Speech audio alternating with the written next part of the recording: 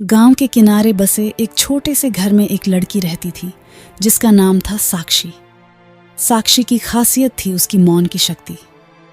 उसने अपने जीवन में कभी किसी से नहीं बोला, परंतु उसका मौन ही उसकी पहचान बन चुका था। गांव के लोग उसे मौन की देवी कहते थे।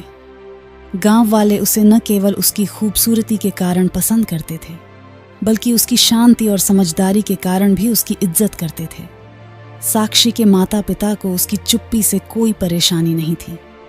वे जानते थे कि साक्षी के अंदर अद्भुत समझ और संवेदनशीलता थी।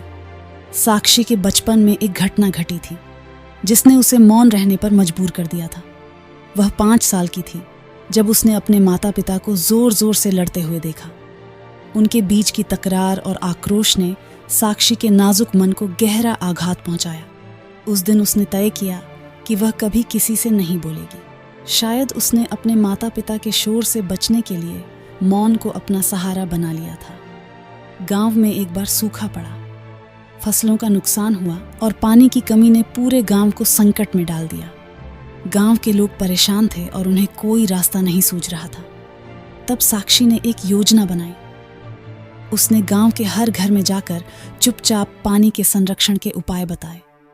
वह कागज पर उपाय लिखकर लोगों को देती, जिससे लोग प्रेरित होकर पानी बचाने के तरीके अपनाने लगे। धीरे धीरे गांव के जल संकट में सुधार होने लगा। एक दिन गांव में एक अजनबी आया जिसका नाम था अर्जुन। वह एक विद्वान था और उसने कई जगहों की यात्रा की थी। अर्जुन को साक्षी के मौन के बारे में सुनकर आश्चर्य हुआ और वह उससे मिलने के लिए उत्सुक हुआ।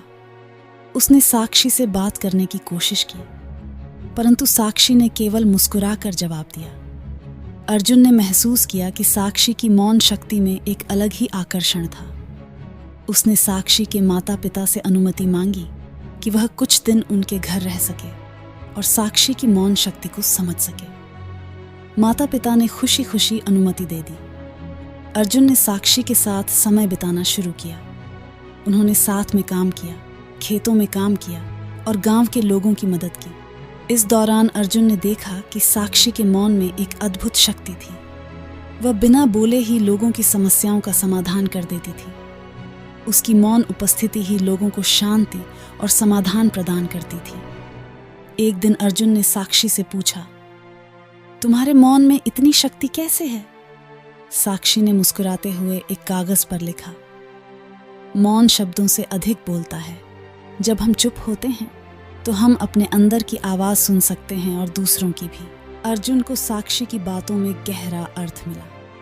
उसने समझा कि मौन केवल न बोलने का नाम नहीं है, बल्कि ये आत्मा की गहराइयों में जाकर सच्चाई और समाधान खोजने की प्रक्रिया है। साक्षी ने अर्जुन को सिखाया कि कैसे अपने अंदर की शांति को महसूस किया जा सकता है और कैसे बिना शब्दों के भी संवाद किया जा सकता है।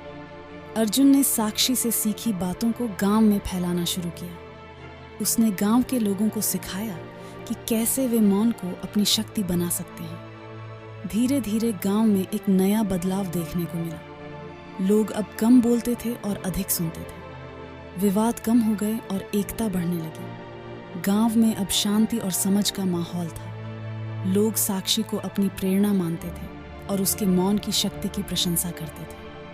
साक्षी ने बिना बोले ही पूरे गांव को एक नई दिशा दी थी। सालों बाद जब अर्जुन को अपने सफर पर आगे बढ़ना था, उसने साक्षी से विदा लेने का सोचा। वह साक्षी के पास गया और कहा, तुमने मुझे मौन की शक्ति का अद्भुत ज्ञान दिया है। मैं इसे अपने जीवन में अपनाऊंगा और जहां भी जाऊंगा इसे फैलाऊंगा। साक्षी ने मुस्कुराते हुए सिर हिलाया और उसे एक कागज पर लिखा संदेश दिया। मौन केवल शब्दों का अभाव नहीं, बल्कि यह आत्मा की भाषा है। इसे समझना और अपनाना जीवन को सरल और शांत बनाता है। अर्जुन ने साक्षी को धन्यवाद दिया और अपनी यात्रा पर आगे बढ़ गया। उसके साथ साक्षी की मौन की शक्ति और उसकी सीखें भी थीं, जो उसे हर कदम पर मार्गदर्शन करती थी। साक्षी की कहानी ने पूरे गांव को यह सिखाया कि मौन में भी एक अद्भुत शक्ति होती है। शब्दों के बिना भी हम अपनी भावनाओं और विचारों को व्यक्त कर सकते हैं और दूसरों के साथ एक गहरा संबंध स्थापित कर सकते हैं। साक्षी ने अपने मौन के माध्यम से यह साबित कर दिया कि कभी कभी सबसे मजबूत आवाज़ वह होती है जो कभी नहीं बोलती। आपसे विदा लेते हैं। अगर वीडियो अच्छी लगी हो तो वीडियो को लाइक करें, शेयर करें और चैनल को सब्सक्राइब करें। धन्यवाद।